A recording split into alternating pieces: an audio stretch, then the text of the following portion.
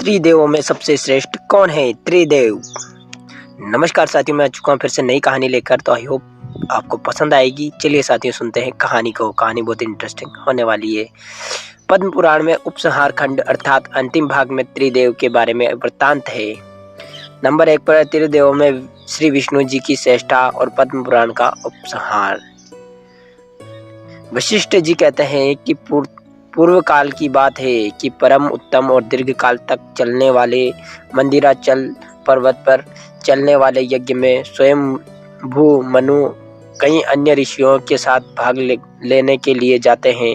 वहाँ वेदों के तत्व जानने वाले कई ऋषि और मुनि होते हैं। महायज्ञ जब आरंभ हुआ तो पाप रहित मुनि देवता तत्व का अनुसंधान करने के लिए एक दूसरे से पूछते हैं कि कौन देवता त्रिदेव सबसे श्रेष्ठ है, किसे सबसे पहले भोग लगाना चाहिए, कौन अविनाशी परम पूज्य है। तो वहाँ बैठे ज्ञानी जन भी अपने अपने तर्क देने लगे। कोई श्री सूर्य भगवान को श्रेष्ठ बताते हैं, तो कोई ब्रह्मा जी को, तो कोई शिव जी को श्रेष्ठ बताते हैं, तो अन्य ब्राह्मण जान श्री विष्णु भगवान को संपूर्ण जगत का स्वामी बताते हैं। राजा मुनि भी श्री विष्णु को पुरुषोत्तम कहने लगे। तो सभी ऋषियों ने वहां उपस्थित ऋषि भृंगु से हाथ जोड़कर प्रार्थना करते हैं कि आप इस रहस्य का पता करें कि इन तीन देवों में सबसे श्रेष्ठ कौन है। तपोनिधि भृंगु ऋषि इस प्रकार सभी ऋषियों की इच्छा जानकर सबसे पहले कैलाश पर्वत पर जाते हैं। वहां महाभयंकर नंदी हाथ में त्रिशूल लिए अपने गणों के साथ खड़े हैं और उन्हें द्वार पर उन्हें भगवान शिव के गणों द्वारा रोक लिया जाता है। वे कहते हैं, हे शिव के प्रिय गणों, कृपा करके भगवान शिव जी को सूचित करें कि ऋषि भृंगु अभी उनसे मिलना चाहते हैं। लेकिन शिवगण उनकी एक नहीं सुनते। बताते हैं कि शिव जी अभी देवी के साथ क्रीड़ा भवन में विहार कर रहे हैं, वो अभी किसी से भी नहीं मिल सकते। लेकिन ऋषि भृंगु अपनी बात पर अड़े रहते हैं, तो शिवगण उन्हें उल्टा सीधा तक कह देते हैं। तब भृंगु कुपित होकर कहा कि ये रुद्र अपने तमोगुण से प्रेरित होकर अपने द्वार पर आए, मुझे ब्राह्मण को नहीं जानते, इसलिए इन्हें दिया हुआ अन्न जल दूध सब कुछ अभक्ष्य न खाने योग्य हो जाएगा।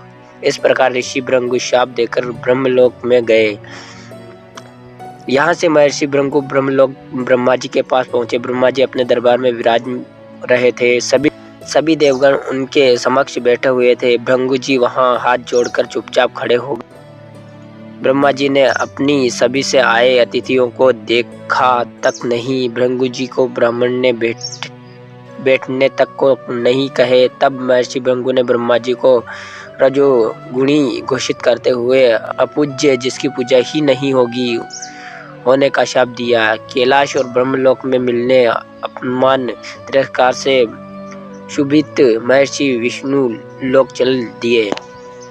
भगवान श्री हरि विष्णु क्षीर सागर में सर्पाकार सुंदर नौका शेषनाग पर अपनी पत्नी लक्ष्मी श्री के साथ विहार कर रहे थे। श्री लक्ष्मी उनके चरणों की सेवा कर रही थी। उस समय श्री विष्णु की शयन कर रहे थे। महर्षि भृंगु जी को लगा कि हमें आता देख विष्णु सोने का नाटक कर रहे हैं, तो उन्होंने श्री विष्णु भगवान को जगाने के लिए अपने बाएं पैर का आघात श्री विष्णु जी की छाती पर कर दिया। महर्षि के इस अशिष्ट आचरण पर विष्णु प्रिया लक्ष्मी को श्री हरि के चरण दबा रही थी, कुपित हो उठी। लेकिन श्री विष्णु जी ने महर्षि के चरण सहलाने लगे और कहा, भगवान, मेरे कठोर वक्ष से आपके कोमल चरण में चोट हो तो नहीं लगी। महर्षि भृंगु लज्जित भी हुए और नारायण का सदाचार और धर्म देखकर प्रसन्न भी।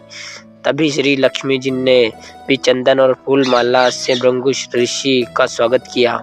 यह देखकर ऋषि भृंगु की आंखों में आंसू आ गए और वह कहने लगे कि सतयुग इस सृष्टि के सबसे श्रेष्ठ गुण हैं, जो प्रभु आप में समाहित है। आप ब्राह्मणों के सबसे पूजनीय हैं। देवकी नंदन कृष्ण ब्राह्मणों के हितैषी थे। श्री राम भी ब्राह्मणों के हितैषी थे और आप भी पालनहार हैं। उन्होंने श्री हरि विष्णु को त्रिदेव में श्रेष्ठ सतगुणी या सतोगुणी घोषित कर दिया। हम पद्म पुराण के अनुसार सत्व युग गुण ही सबसे श्रेष्ठ है, जिसकी अधिकता श्री हरि में सबसे ज्यादा है। शिव और विष्णु में कौन श्रेष्ठ है? एक दर्पण के बाहर प्रतिबिंब है और दूसरा अंदर। आप किसे श्रेष्ठ समझेंगे, निश्चय करें। तो साथियों, ये थी आज की कहानी। आई होप आपको पसंद आएगी। पसंद आए तो हमारे चैनल को सब्सक्राइब करो, वीडियो को लाइक कर दीजिएगा। चलिए साथियों, मिलते हैं किसी नई कहानी के साथ, नए टॉपिक के साथ। तब तक के लिए धन्यवाद।